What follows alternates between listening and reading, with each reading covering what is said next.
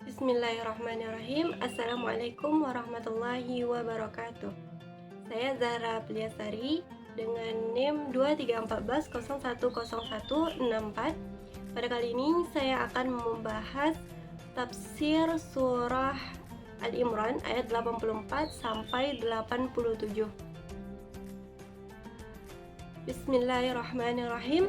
Alhamdulillahi rabbil alamin wa bihi nasta'in ala umurid dunya waddin. Wassalatu wassalamu ala asrafil anbiya'i wal mursalin wa ala alihi wa sahbihi rasulillahi ajmain. Baiklah, langsung saja saya akan membahas surah Al-Imran ayat 87 sampai 84 sampai 87.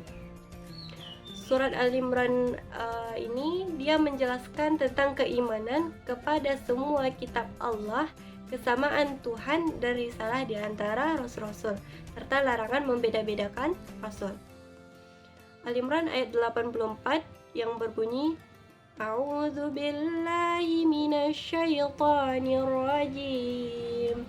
Bismillahirrahmanirrahim. Qul amanna billahi wa ma unzila alaina wa ma unzila ala Ibrahim wa Ismail wa Ishaq wa Ya'qub wal asbat wa ma utiya Musa wa Isa wan nabiyuna wa mir rabbihim la nufarriqu baina ahadim minhum wa nahnu lahu muslimun. Baik, kemudian kita lanjut dengan terjemahan perkatanya. Qul, katakanlah, amanna billah, kami beriman kepada Allah, wa ma unzila alaina, dan apa yang diturunkan atas kami, wa ma unzila ala Ibrahim, dan apa yang diturunkan atas Ibrahim, wa Ismail wa Ishaq, dan Ismail dan Ishak, wa Ya'qub wal asbat, dan Ya'qub dan anak-anaknya, wa ma utiya Musa, dan diberikan, dan apa yang diberikan kepada Musa, wa Isa, dan Isa, wan nabiyuna, dan para nabi, min rabbihim, dari Tuhan mereka, la nufarriqu baina ahadim minhum, tidak kami membeda-bedakan antara seseorang, wa nahnu lahu, dan kepada kami muslimun, orang-orang yang menyerahkan diri.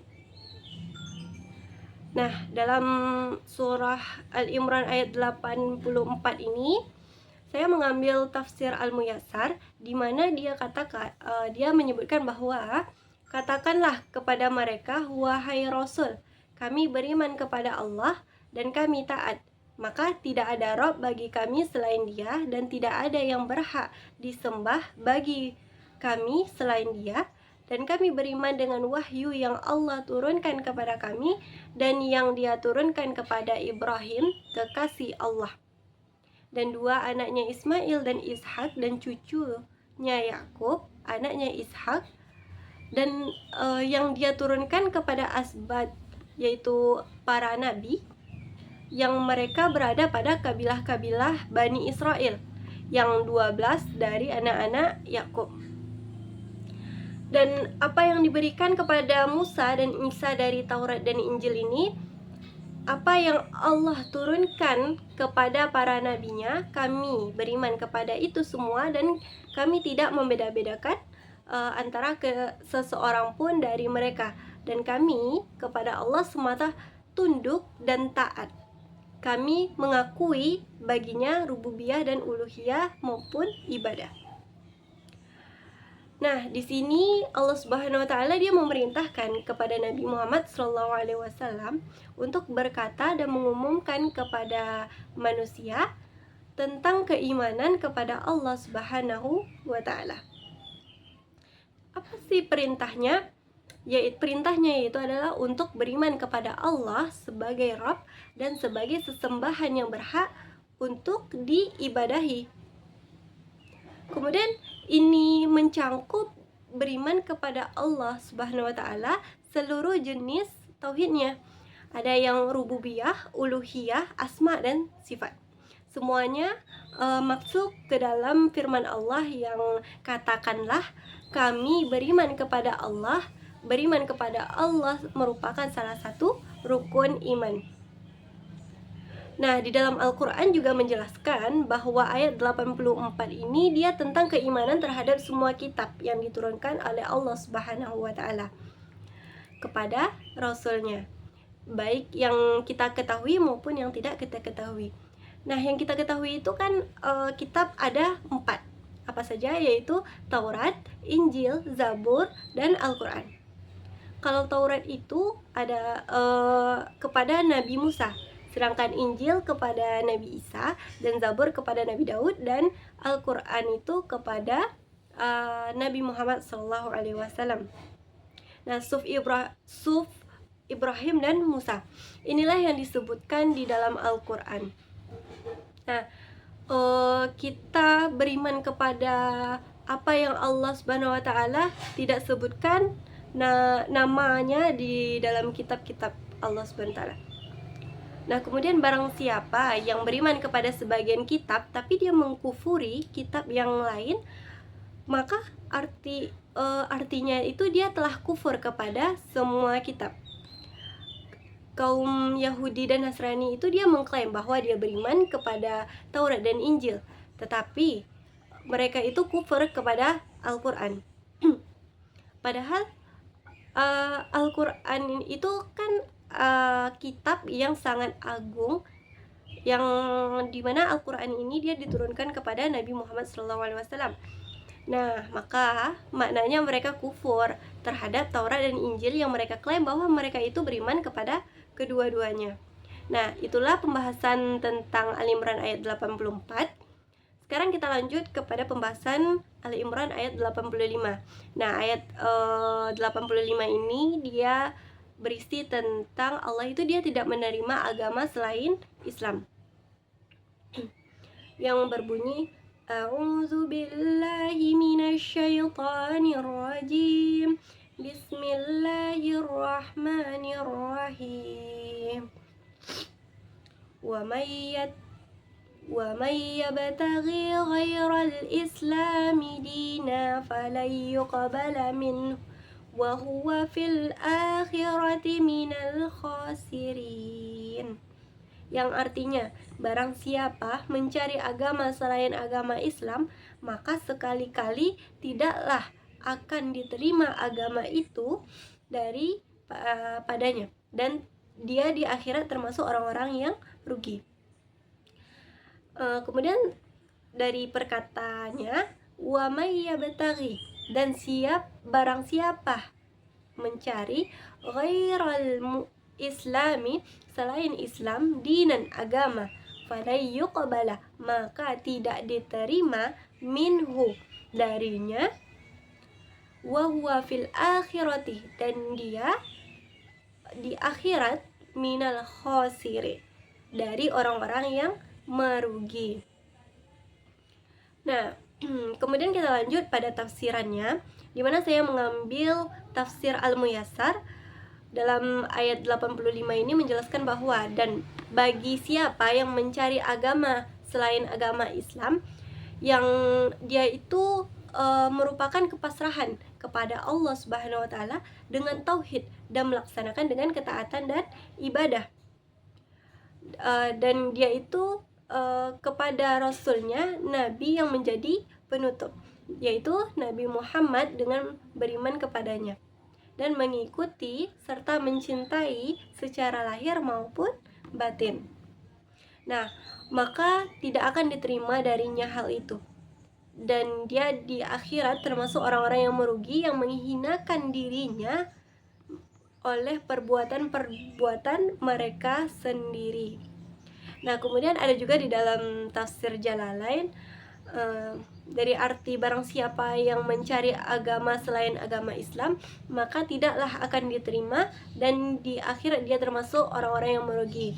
Maksudnya di sini adalah karena tempat tinggalnya itu neraka, di mana ia akan menetap di sana selama-lamanya. Jadi ketika seseorang memiliki agama selain agama Islam, maka tempatnya itu adalah neraka, dan itu berada di neraka selama-lamanya. Kemudian kita lanjut pada isi kandungannya. Di dalam ayat 85 ini, dia berisi tentang siapa yang mencari agama selain Islam, dia tidak akan diterima di akhirat, dan dia itu termasuk orang-orang yang merugi. Kemudian agama yang benar-benar itu adalah agama Islam. Dia menyerahkan diri kepada Allah dan tidak bercabang kepada yang lain. Maka kita lanjut dengan ayat yang ke-86, yaitu tentang azab bagi orang yang murtad. A'udzu billahi minasyaitonir rajim. Bismillahirrahmanirrahim. Kaifa yahdillahu qauman kafaru ba'da imanihim wa syahidu annar rasula haqqu wa ja'ahumul bayyinat wallahu la yahdil qaumaz zalimin. Yang mana artinya barang siap, bagaimana mungkin Allah akan memberi petunjuk kepada suatu kaum yang kufur setelah mereka beriman dan mengakui bahwa Rasulullah SAW, yaitu Nabi Muhammad, benar, dan bukti yang jelas telah sampai kepada mereka. Allah tidak memberi petunjuk kepada kaum yang zalim. Nah, kemudian terjemahan perkatanya, saya akan menjelaskan bahwa kaifa itu adalah bagaimana. Yahdillah, Allah memberi petunjuk, kaum kafaru, kafir atau ingkar, ba'da imanihim, sesudah iman mereka, wa syahidu, dan mereka mengakui, annar rasulah, bahwasanya Rasul, haqq, adalah benar, wa ja'ahum, dan telah datang kepada mereka, al-bayyinat, keterangan-keterangan. Wallahu la yahdil qaumaz zalimin, dan Allah tidak memberi petunjuk kepada kaum orang-orang yang zalim. Tafsir Al-Muyassar bahwa bagaimana Allah akan memberi taufik untuk beriman kepadanya dan kepada Rasulnya kepada kaum yang mengingkari kenabian Muhammad setelah keimanan mereka kepadanya. Dan mereka sudah bersaksi bahwa sesungguhnya Nabi Muhammad itu adalah benar atau hak, dan risalah yang dibawanya adalah kebenaran. Dan telah datang kepada mereka hujjah dari sisi Allah dan bukti-bukti kebenaran tentang itu. Dan Allah tidaklah memberi taufik menuju al-haq dan kebenaran kepada golongan yang berbuat kezaliman. Mereka adalah orang-orang yang berbelok dari kebenaran menuju kebatilan, lalu lebih memilih kekafiran daripada keimanan. Nah, di dalam ayat ini dia menjelaskan bahwa Allah Subhanahu wa taala itu dia mengabarkan bahwa bagaimana Allah akan memberi petunjuk kepada suatu kaum yang kafir setelah mereka beriman. Nah, ini merupakan pernyataan yang menunjukkan jauh di sini adalah bagi mereka yang kafir setelah beriman mendapatkan hidayah dan mengenal al-haq atau kebenaran. Nah, tetapi mereka itu tidak mengikuti kebenaran tersebut, maka mereka diberi kesaksian atau saksi oleh Allah Subhanahu wa taala dengan dijauhkan dan diharamkan dari mengikuti kebenaran. Nah, ini adalah siksa yang Allah berikan kepada mereka. Jadi Allah itu dia memberikan siksa kepada kaum kafir ini, dia diharamkan untuk mengikuti kebenaran. Nah, orang-orang Yahudi ini dia mengetahui bahwa Nabi Muhammad SAW itu dia berada di dalam kebenaran. mereka mengetahui bahwa ia itu adalah Rasul, tetapi mereka itu asad, mereka tidak beriman mengikuti Nabi Muhammad SAW karena Nabi Muhammad itu dari Arab, sedangkan mereka menginginkan kenabian itu dari Bani Israel. Kemudian setelah kita membahas ayat 86, kita lanjut dengan ayat yang terakhir. A'udzubillahi minasyaitonirrajim. Bismillahirrahmanirrahim. Ulaika jazaohum anna 'alaihim la'natullah wal malaikati wan nasi ajmain. Yang artinya mereka itu balasannya adalah ditimpa laknat Allah, para malaikat dan manusia seluruhnya.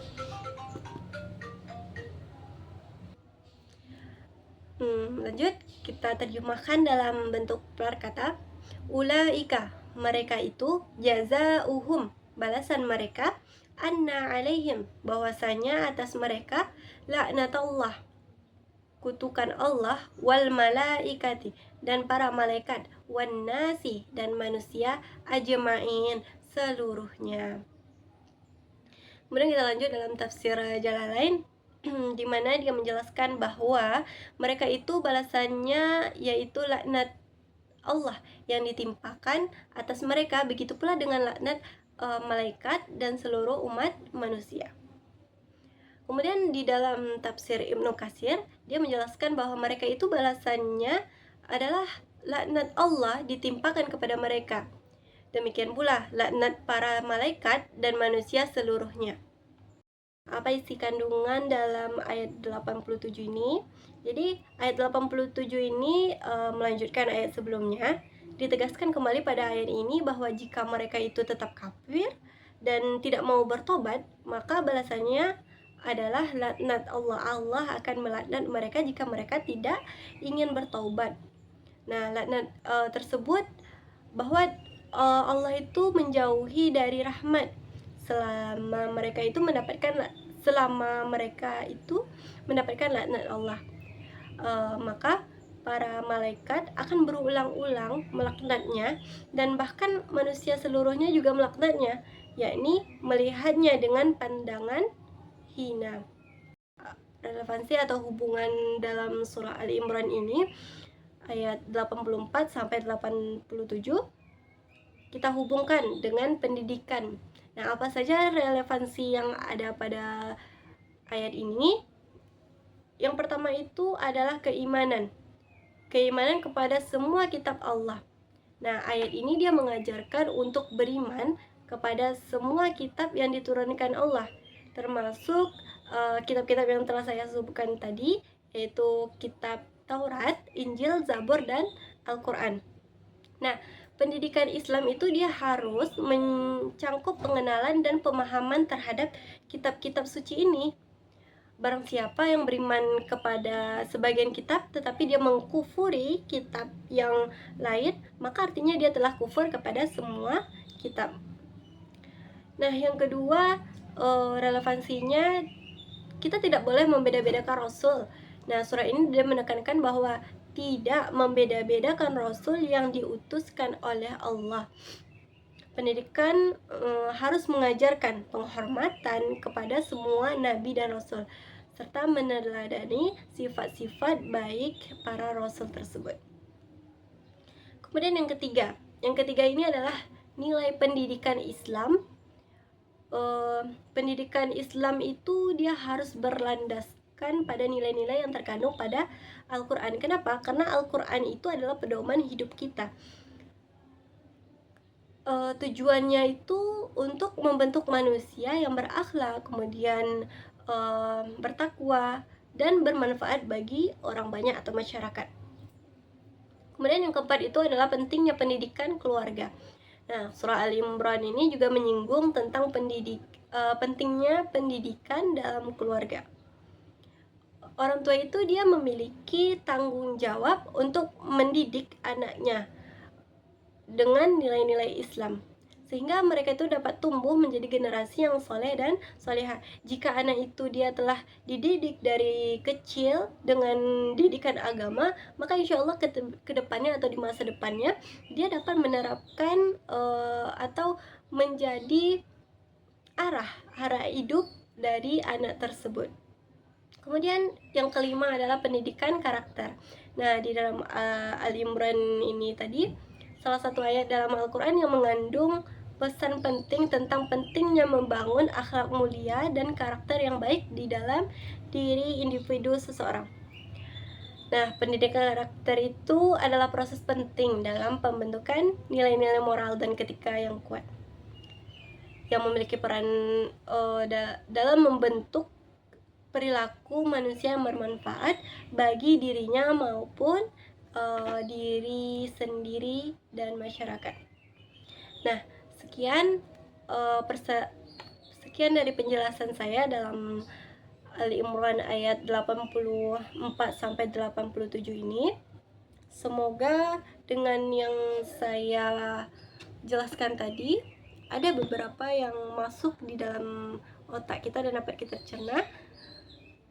Semoga dan kita bisa menerapkan dalam pendidikan kita, karena sejatinya Al-Quran itu adalah suatu kebenaran dan itu adalah wahyu yang diturunkan oleh Allah kepada Nabi Muhammad.